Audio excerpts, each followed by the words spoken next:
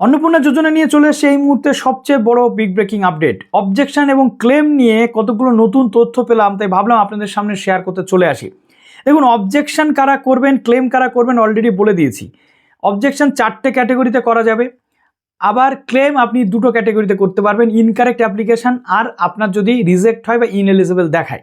মাঝখানে যারা further verification আছেন তারা তো ইনএলিজিবলও নন বা এরকম কিছু নন, তাদের ক্ষেত্রে কি করতে হবে, ক্লেম তারা করতে পারবেন কি পারবেন না, কি তথ্য উঠে আসছে শেয়ার করবো। যারা নতুন আছেন অবশ্যই চ্যানেলটিকে সাবস্ক্রাইব করে পাশে থাকা বেল আইকনটি ক্লিক করে দেবেন, যাতে সমস্ত তথ্যগুলো আপনার টাইম এখান থেকে পেয়ে যান। এবং প্লিজ ভিডিওটা প্রচুর লাইক করুন, বন্ধুদের মাঝে শেয়ার করতে ভুলবেন না। তার কারণ সমস্ত রকম টেকনিক্যাল সাপোর্ট মানেই এসডি টিউটোরিয়াল গাইড। তো প্রথমে আপনাদের কতগুলো কথা আমি বলতে চাই।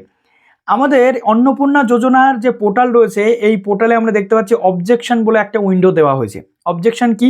কেউ যদি অসৎ উপায়ে টাকা পেয়ে যায়, কেউ যদি যোগ্য না হয়েও অযোগ্য হয়েও টাকা পেয়ে যায়, তাদের বিরুদ্ধে অভিযোগ জানানোর জন্য এই যে জিনিস এটা করা হয়েছে।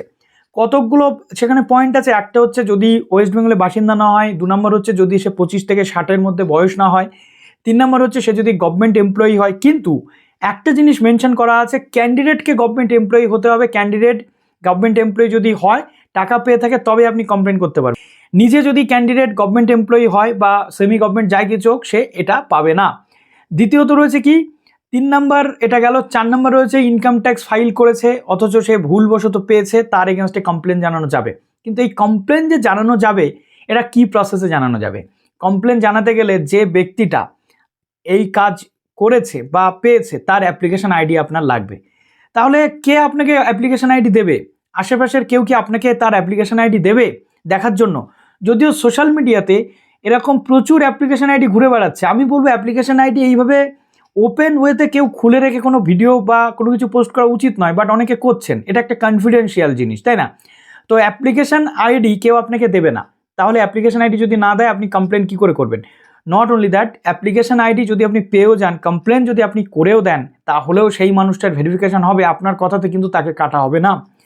শুধু তাই নয়, অ্যাপ্লিকেশন আইডির সাথে সাথে আপনাকে একটা সাপোর্টিং ডকুমেন্টসও দিতে হবে, যে এই ব্যক্তিটা এটা নয়, বাট এই দেখিয়ে এ টাকাটা পেয়েছে। আপনি তার এগেনস্টে কি সাপোর্টিং ডকুমেন্টস দিতে পারবেন?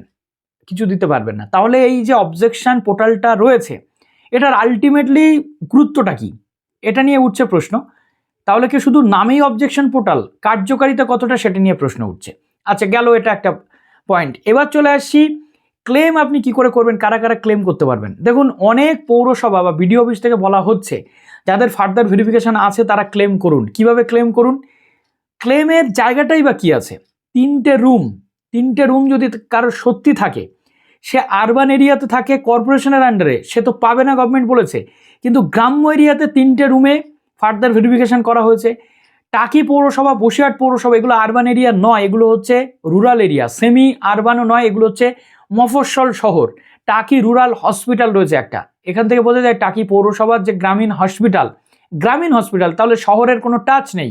সেখানে চলে আসছে কি না, আরবান এরিয়াতে 3টে রুম বলে ফার্দার ভেরিফিকেশান। এইগুলো কিন্তু শর্ট আউট হবে, কারণ এগুলো যোগ্যতার মাপকাঠির মধ্যে রয়েছে, তথাপি গভর্নমেন্ট এগুলো ফার্দার ভেরিফিকেশানে পাঠিয়েছে।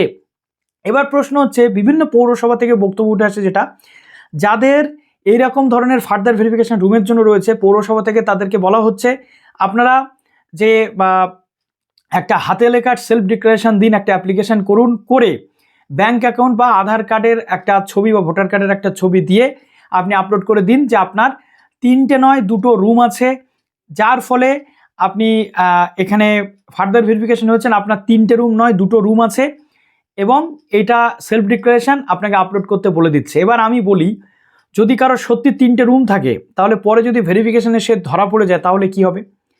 এটা তো অ্যাকচুয়াল ইনকারেক্ট অ্যাপ্লিকেশন, তাহলে এটা সঠিক প্রসেস নয়। এটা সঠিক প্রসেস কিভাবে হবে? ইনএলিজিবলও তো নয়। ইনএলিজিবল হলে বা রিজেক্টেড হলে দেখিয়ে দেবে।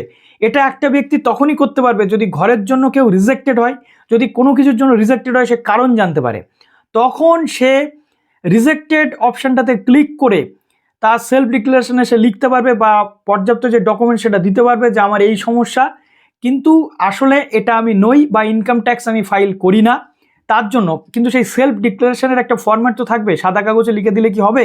এটা নিয়ে উঠছে প্রশ্ন। একটা সেলফ ডিক্লারেশনের ফরম্যাট থাকবে, সেই ফরম্যাটে আপনাকে লিখতে হবে যে আমার ইনকাম ট্যাক্স পেয়েই আমি নই, বাট তথাপি আমার ইনকাম ট্যাক্স হিসেবে ওখানে এসে গেছে, তো এটা আইদার কারেক্ট করুন, আইদার আমাকে রিলিজ করুন, এরকম একটা জিনিস কিন্তু থাকা জরুরি, কিন্তু সেই গাইডলাইন এখনও আসেনি।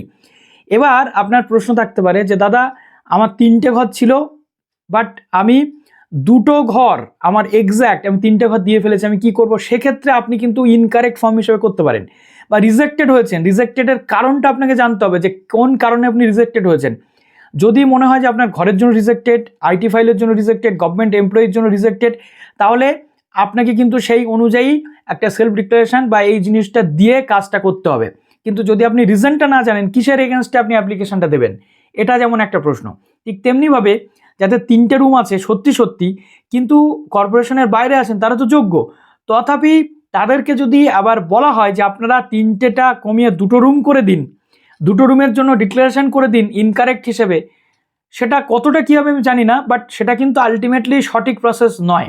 তো ঠিক একটা ঘেটে ঘ টাইপের পরিস্থিতি, এর জন্য আমি বলছি আপনারা কয়েকটা দিন ওয়েট করে যান যাতে এই সমস্যাগুলো মিটে যায়। ঠিক আছে, তো চলুন ভিডিওটা শেষ করলাম, ভালো থাকুন সবাই, বেস্ট অফ লাক।